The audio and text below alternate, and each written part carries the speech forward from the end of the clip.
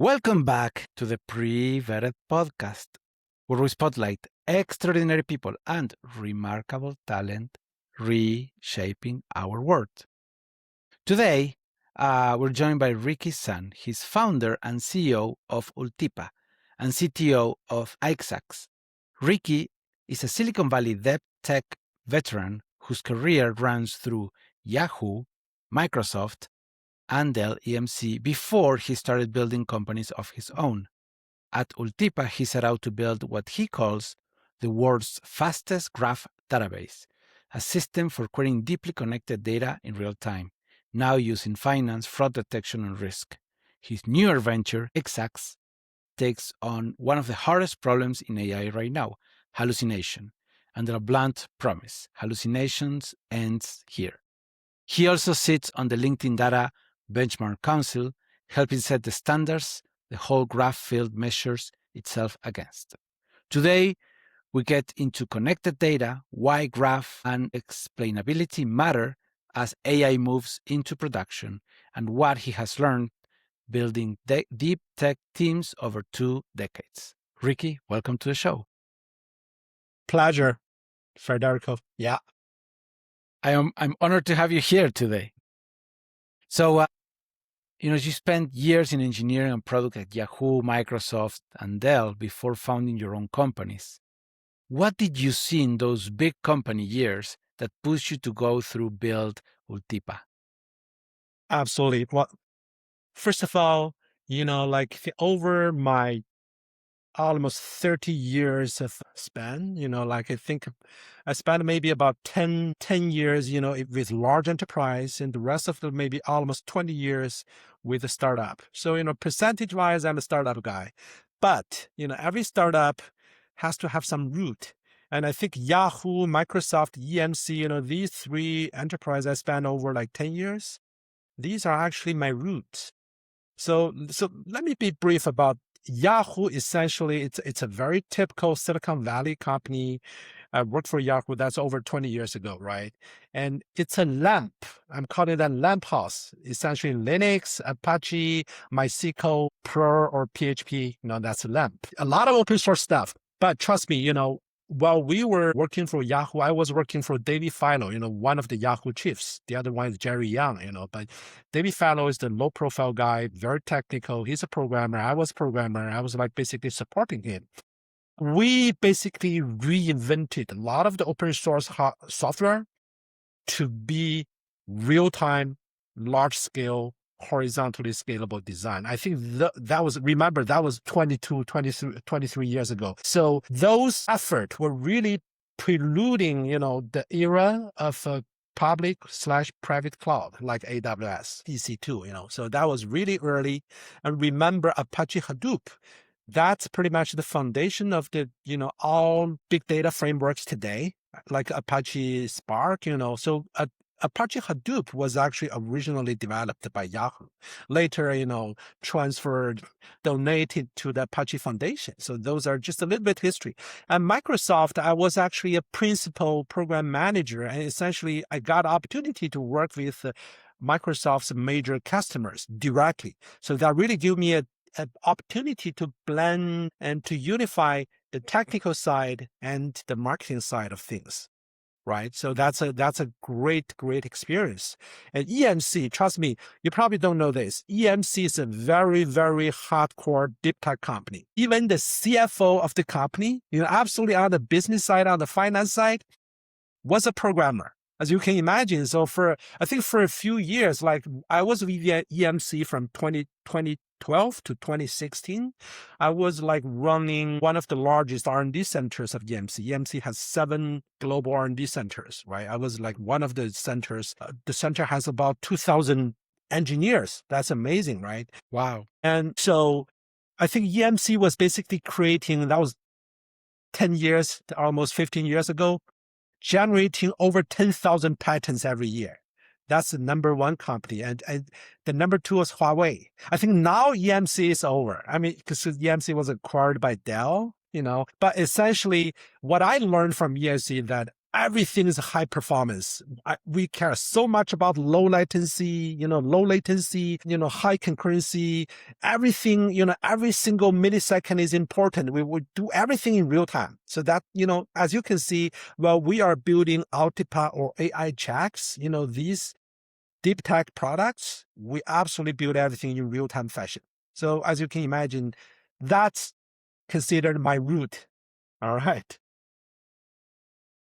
Right, because EMC gives you the idea of thinking of high latency, low latency, high availability, and Absolutely. scalability from day one, right? While you were talking about Yahoo, the years at Yahoo, that reminds me that was before Amazon, Amazon Web Services. So basically, all the companies would set up their own rack and their own servers, and it was physical hardware, right? You have to deal with the data centers at the office. It was a game changer when they launched their AWS console.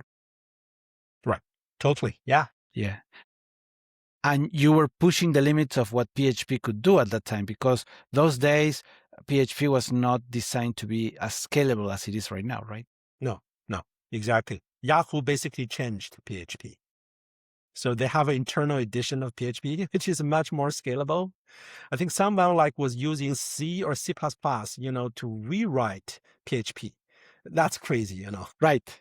Right. And once you get into those big projects, that gives you the experience to when you build your startup, you build it, design it to scale and deal with the scalability issues that are going to come in the future. Exactly. Yes. Right. And for anyone new to it, we were kind of talking about graph databases. Can you describe, what it does, what it lets you do that a relational database cannot let you do? Absolutely. So I think the number one problem with a relational database, essentially that I think the naming convention here is just misleading, right? It's not. So essentially, relational database centered around tables, right? Tables and columns. That's two-dimensional thing, not exactly relational. Remember the ER model, the entity relationship model, the ER model is a high-dimensional thing. That should be graph native. But no, actually, look, we all learned SQL.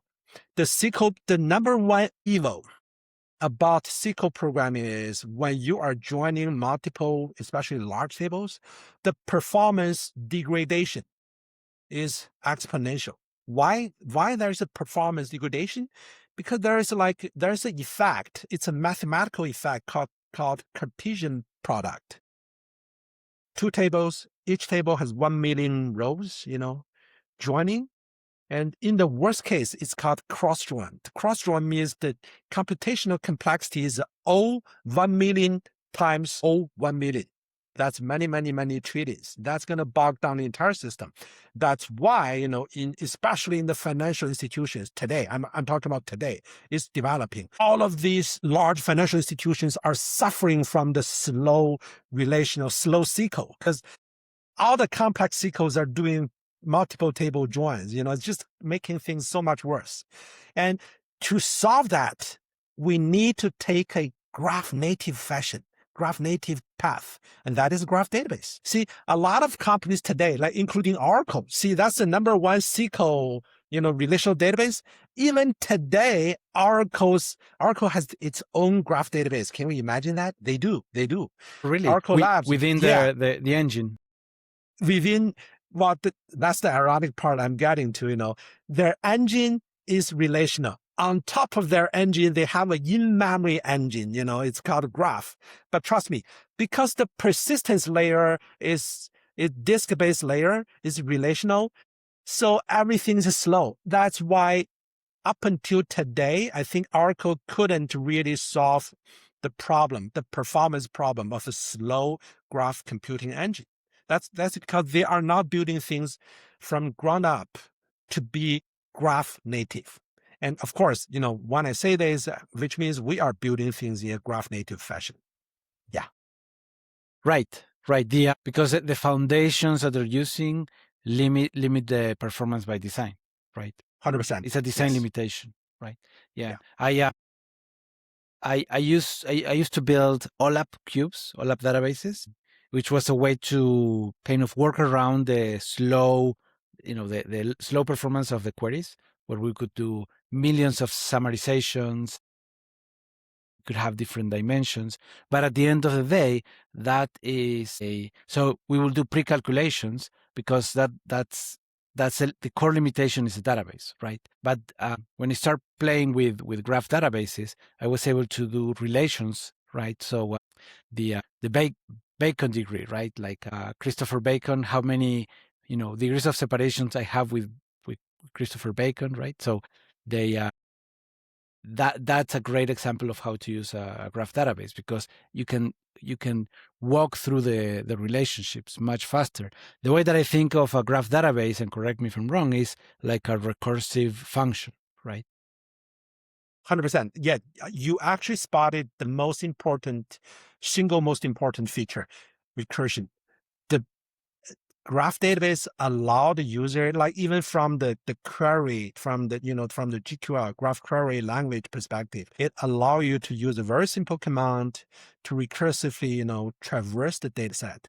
But for SQL, you're going to do a lot of join, a lot of it's super complicated to write SQL. And in GQL, it could be just a one single line. It does things naturally, recursively. That's powerful. Right.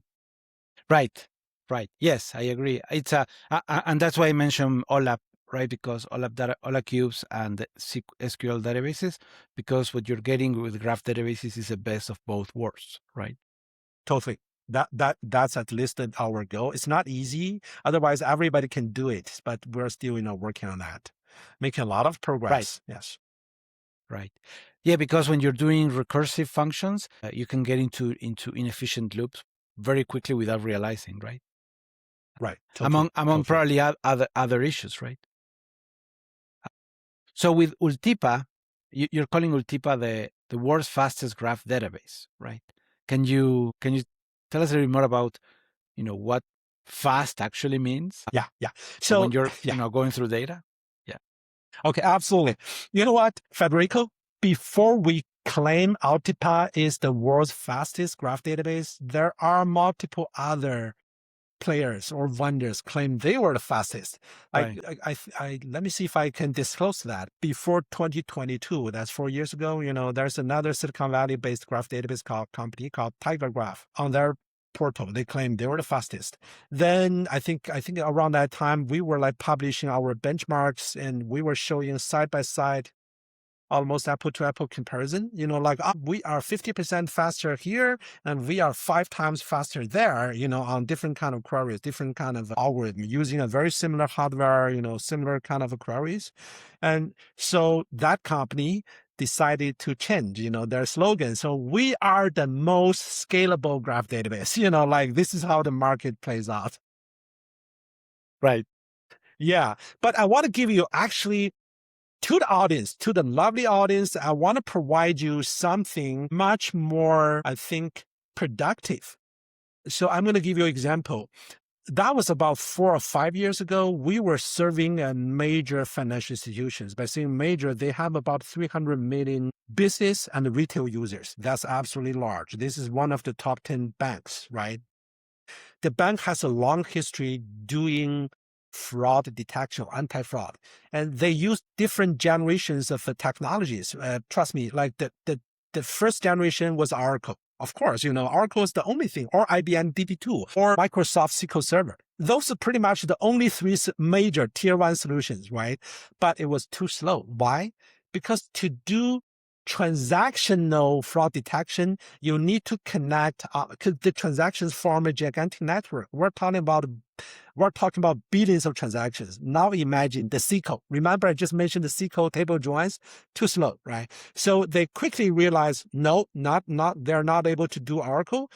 So the second generation is in-memory relational database. I think it's called VaultDB. It's also created in the Silicon Valley. Somehow, most of these technologies were born in Silicon Valley. And it's 10 times faster. However, it's still not fast enough because you can't possibly ingest all the transactions in memory. It's just impossible. It's too much, right? So they decided, why don't we try Apache Spark? But remember, Apache Spark has a huge limitation, even though it's about 100 times faster than Apache Hadoop. But Hadoop is super, super slow. So even you're 100 times faster, Apache Spark has one limitation. This single limitation basically killed this third generation solution is you are not able to update, refresh data points in real time because Apache Spark has a projecting data from a disk to memory. And every time you update, you're going to have to reproject. So that's very slow. No, not good. So basically the assumption of Apache Spark is you have a very static data set. But for a bank, the transaction is real time coming in and out, right? So now the bank, that was about 5 or 6 years ago, the bank decided, why don't we try graph technology? So of course there's a Neo4j, right? And Neo4j has a community edition. So a lot of banks are using that.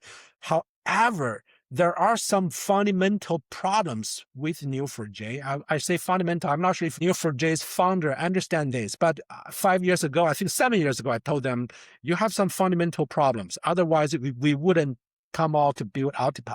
The problem is Neo4j was designed to be an OLAP. Now, this is the tricky part. Because it's a batch processing based, it was not designed to be OLTP plus OLAP. So essentially, I think technologically, Ultipa essentially is HTAP. It's a hybrid transactional and analytical processing capable database. So even the bank was using Neo4j, 4 or 5 years ago. It's a couple times, 30%, maybe 2 or 3 times faster than Spark. It's not enough because during the peak morning business hours, there are millions of transactions coming in. Then Neo4j is not able to ingest those data in real time and process those data against the fraud detection models in real time. So a lot of backlogs. So, as you can imagine, sometimes the backlog can be 3 hours, and which makes the real-time fraud detection a joke, right?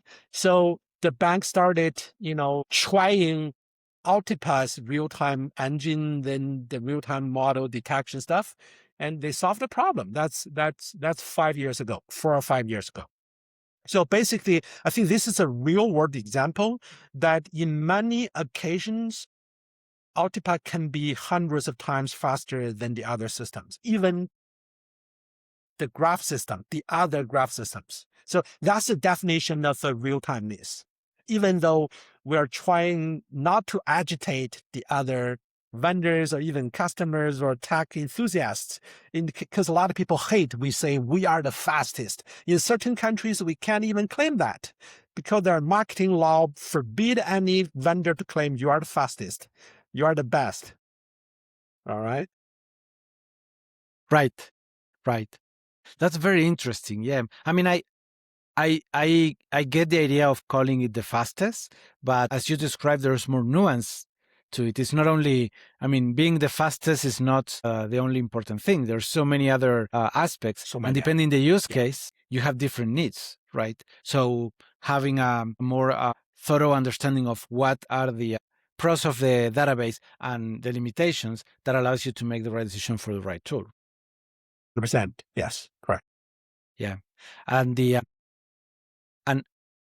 one of the interesting issues that real-time database brings is, having real-time changes versus data consistency, right? PostgreSQL uses MVCC or MVVC, something like that. It's a versioning snapshot, MVCC, yeah. I'm wondering, how are you managing to keep the database integrity while also providing real-time updates? Totally. So I think we have a pretty, there are 2 layers. Why the system can be so fast? If we look at the fundamentals, the physics, if all the data are persisted over disk, which means when you are trying to calculate or query or analyze the data, persisted over the disk, it's going to be slow because you're going to have to somehow transfer the data from the, so this is a technical discussion, from the disk to memory, then from memory space to the kernel of the system, basically to be processed by the CPU, right, or GPU, whatever it is. But the real trick of Ultipa is that Ultipa has a multi-layer synchronized design. The data, when the data come into the system, it will be persisted first. But at the same time, the data is also synchronized with in-memory architectures. It's called a compute engine. We're calling that in-memory compute engine and we don't synchronize everything because again, that's too much, right? We only synchronize the metadata or the topology of the graph. So that's the skeleton of the graph. And when we traverse the in-memory, the compute engine maintain the in-memory topology in real time. Oftentimes it can be done in microsecond level. Then when we find anything that we need to retrieve data from the disk, then we leverage the on-disk indexes. But that's not on the critical path, which also means, the query can be finished like even within 1 millisecond for multiple hop traversal. Then like the data already persisted, we just need to retrieve different kind of, attribute or property fields. So that's how we construct everything. The most interesting part is the real-time synchronization between the disk, the selective intelligent synchronization between the disk and the in-memory space, while maintaining date persistency. Right.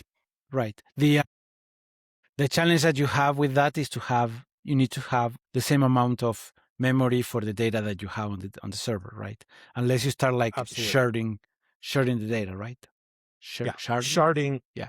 And also sharding is a very, very challenging thing. So the number one principle here is that if you don't have to shard, don't shard it. So you actually bring up something very technical and very crucial. So let me give you an example. So the same bank, one of the top 10 largest bank in the world, we were serving another scenario that's from their asset liability management department. The ALM department, they handle all the transaction, all the data, all the trades of the entire bank. So which is a multi-billion scale. I think we are talking about 80 billion rows of data in the data warehouse. That's humongous. Wow. Guess how many servers we used to serve the entire, ALM data? Only 4. And there are sharding, there are horizontal, division or partitioning of things. But the most effective way we figured out is never do the horizontal sharding, because that's going to cut the graphs into multiple shards. That's going to slow. If one query needs to traverse multiple shards, there are going to be a lot of network latency, round trip stuff. It's going to slow down the entire system exponentially. So guess what? The 4 servers each with, I think it's over 1 terabyte memory. So a lot of data are actually synchronized in the memory. The only purpose here is to ensure when we access data, when we are trying to traverse the graph, we can do that in absolute real time. If you are doing that over the disk, you are probably 1,000 times slower. Imagine, right? That if the user launch a query that takes 2 seconds to return now, if you are breaking things down into 30 servers, no, it's gonna take 2 hours to return, So that's the trick. Right. Yeah, exactly. Exactly. And only on the TCP/IP communication, you have such an overhead of calculation. Such overhead. Yeah. There are a lot of ways to use hardware to accelerate, like zero copy, those kind of things. But those are like a given. Right. But the less you can share, the better, because then you have one less task to worry about, and you can have the consistency of the database all together in a single place, right? And if you shard, as you were describing, then you're getting another problem, that is, the developers then expect the database to be fast and real time. And then you have sometimes when it is, sometimes when it isn't, depending on which query you're doing, right? And that creates a lot of friction for the developers, for the users experience, right? So it's a lose-lose, right? Exactly. 99% of the, the industrial, like enterprise commercial use cases, users do not really have that large amount of data. So they don't need any sharding techniques. And if the user truly has that much data and we have to partition, horizontally sharding everything, then you bet the scenario must be something we call OLAP. It's not real time for sure. It's a T+1, which means the system can grinding through things slowly, gradually, then provide you data, just like all the other big data frameworks or systems. But the scenario, the AOM scenario I just mentioned, that happens to be, they have a large amount of data. They need real-timeness. Then use best hardware. It's the cheapest solution ever. Right. That's very interesting. Yeah. And we kind of talk a little bit about how Ultipa, can scale on performance, right? But you also mentioned that this concept of graph augmented intelligence, which is, I understand, the way that I understand it is Ultipa being applied for models, right, and for LLM, right? What do you mean by that phrase?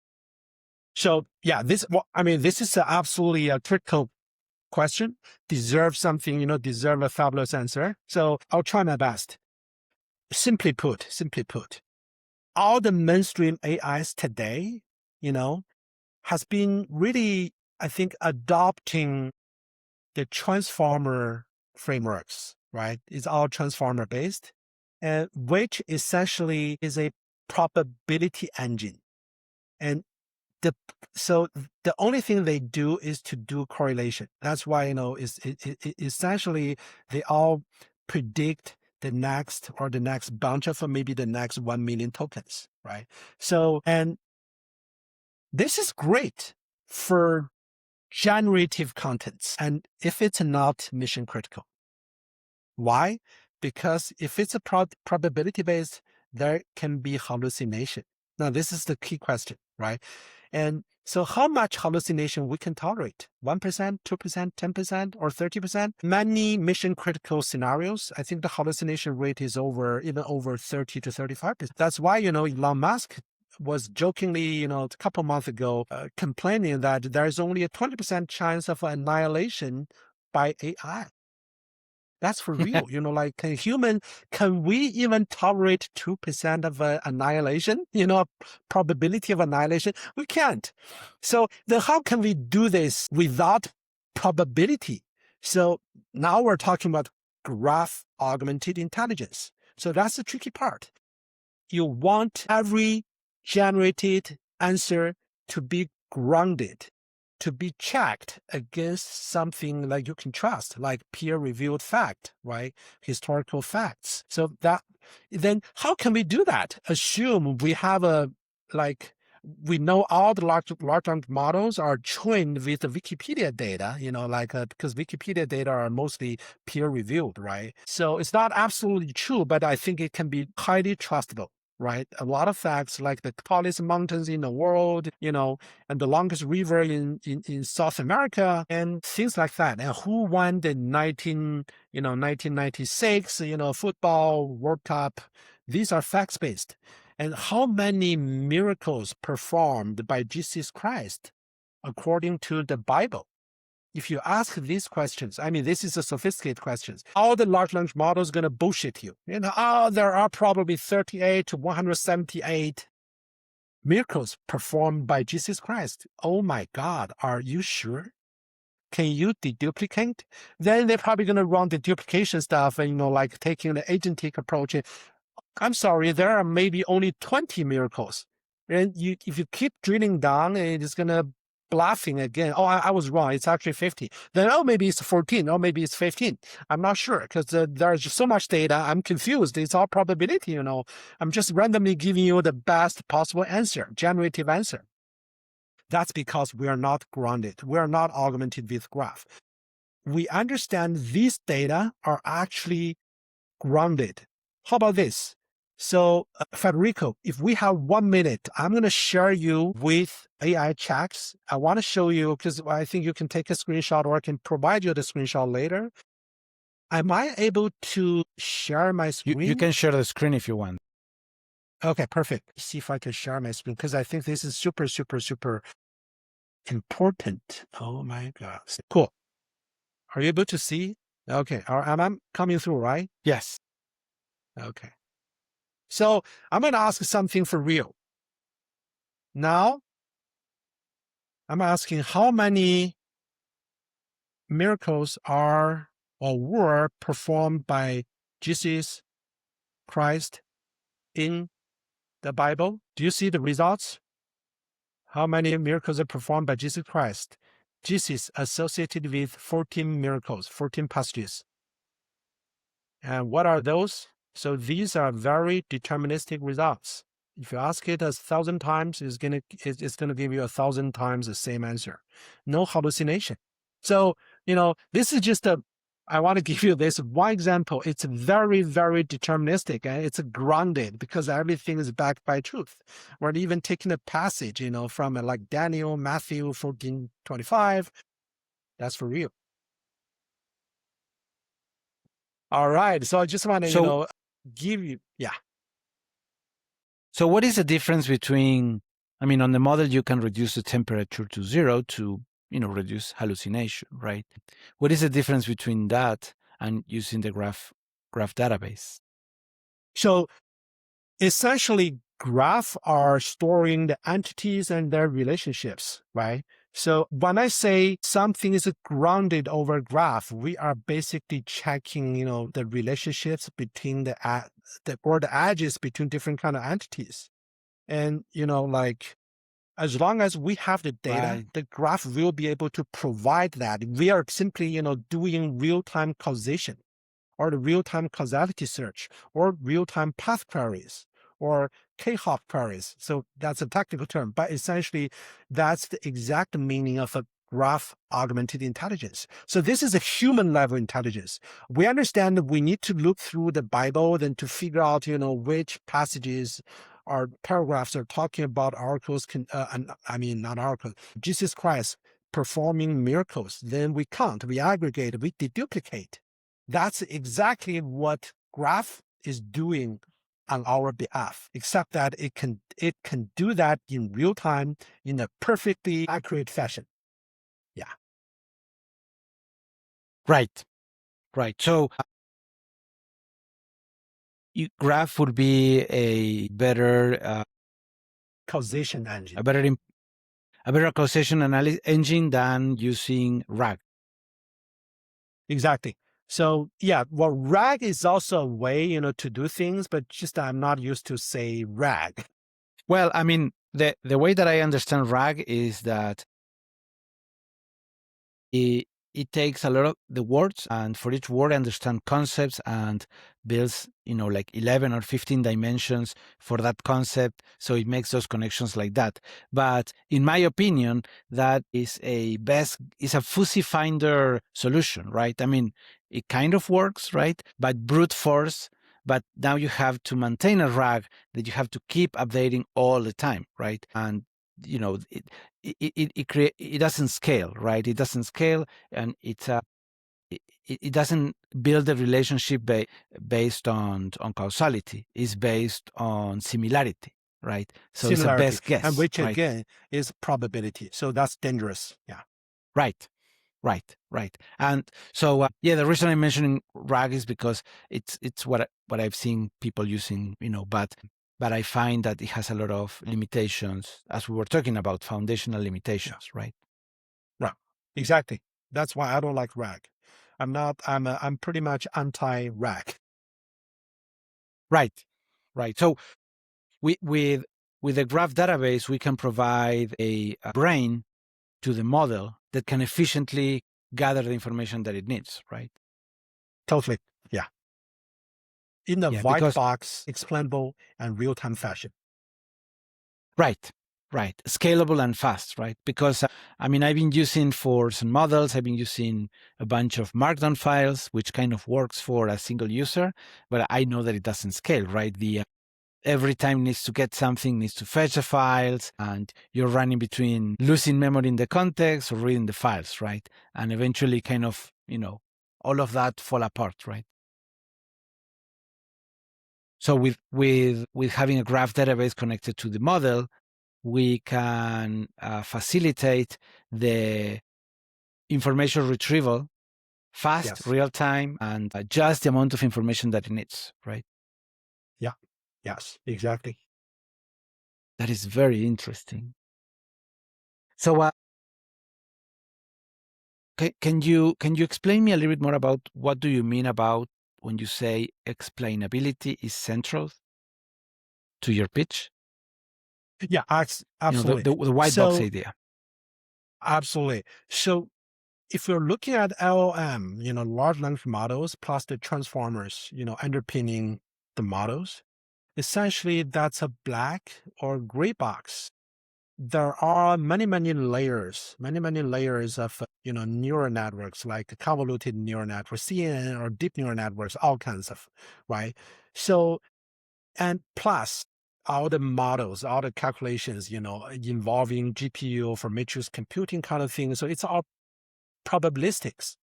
And now these things are never fully explainable. It's not auditable. It's not even traceable, right? And tracing it is very expensive because you need to go all the way back across many layers. That's very expensive a task. So that's what we mean by it's not fully explainable. And so they are fundamentally lacking the white box explainability, right? And the results generated are essentially correlated instead of causal. But what we just explained, graph, on the other hand, right, is strictly causal.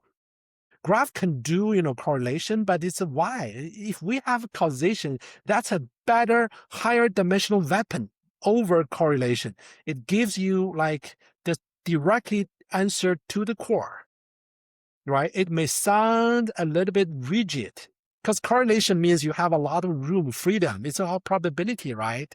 But sometimes, especially in mission critical scenarios, we want something rigid, deterministic, and explainable.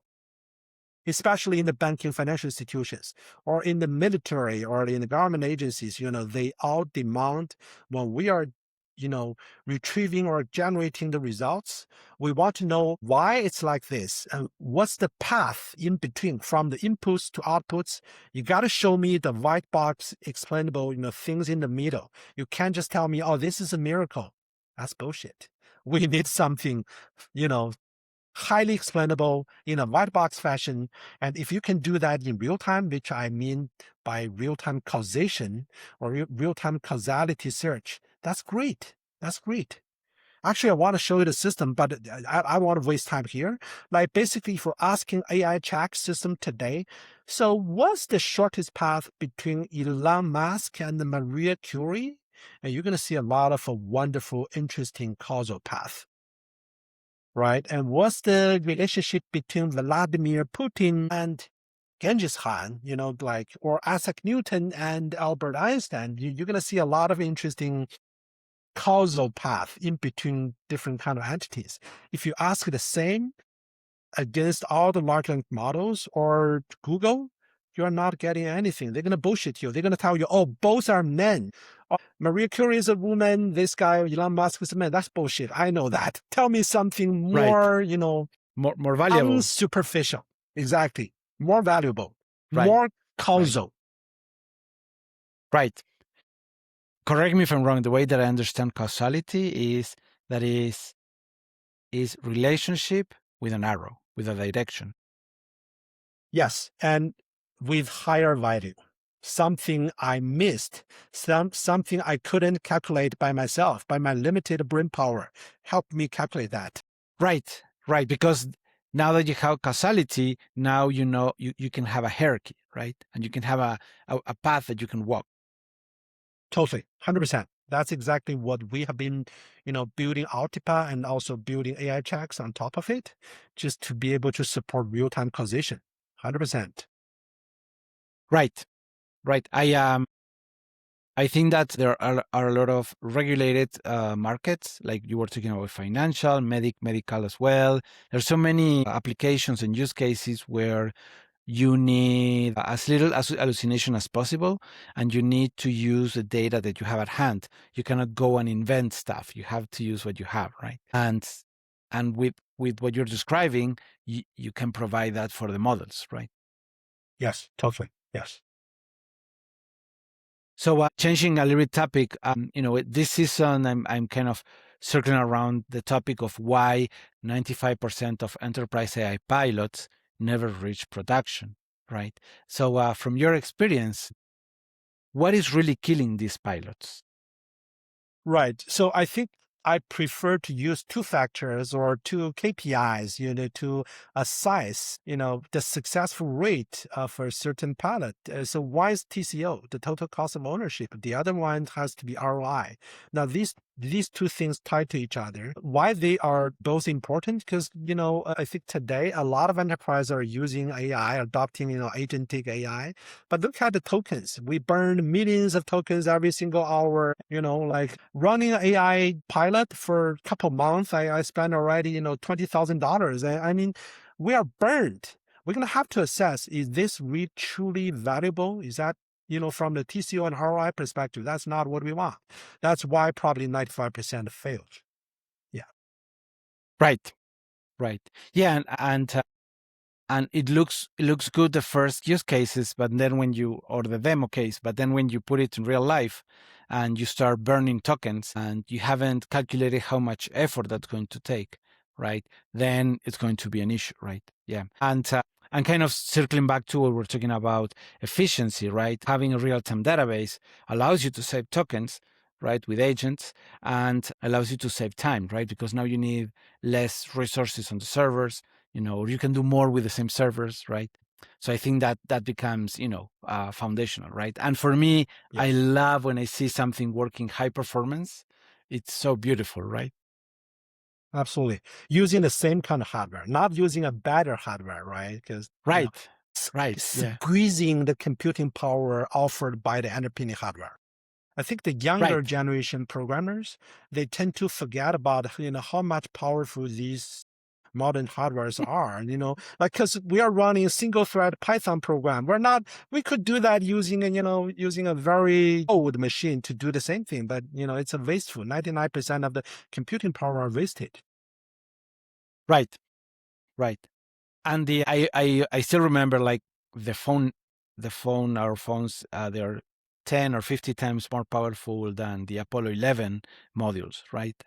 Yeah. So we have a lot of more power, and we use it to just see videos or Yeah. do little things Totally. with the phones, right? Or see animations, Yeah. right? Yeah. So Yeah. I think that we're getting into these inefficiencies because we have the power, right? It's available, right? But I do like the idea of getting back to the basics and being able to squeeze as much performance as possible for the hardware. I find that interesting. Yeah. 100%. So we talk about finance, we talk about fraud risk, compliance. Are there any other use cases where you see a lot of potential for the graph database? So we are actually seeing, with ISO SQL, not SQL, ISO GQL being adopted and officially released like 2 years ago, that back in 2024, we are seeing enterprise customers start picking up. So, and sometimes it can be a surprise, like supply chain. Those are very typical in government agencies and even military, and also, so it's going beyond just the traditional financial institutions. So we believe eventually, all industries globally, all industries going to, as long as you have data and you want to process data, you want to better analyze the data, you're going to adopt graph technology together with AI. AI, I think, is here to stay, right? For sure. And a lot of people believe we only need AI, not graph, which is untrue. Remember the problem. You need graph augmented intelligence to be able to do something that can truly make you confident in making correct, proper, auditable decision making. Instead of which is graph augmented intelligence, instead of using a pure probability based large language model, which can be very dangerous. You're going to regret someday, right? So I think, like, basically In short, all industries are going to adopt graph. I'm very optimistic, but probably viewing from Aichax perspective is going to be more helpful because we are even today, Aichax was designed to serve to C, to consumer, to B, and to G. There's no differentiation because we can use tokenomics everywhere. It's like a universal kind of a solution. As long as you are a knowledge retriever, a learner, educator, analyst, or clerk or manager, any executives, you're probably going to find something that you can ask, Aichax to provide a like auditable, verified, grounded answer. So that I think that's why it could be universally applicable.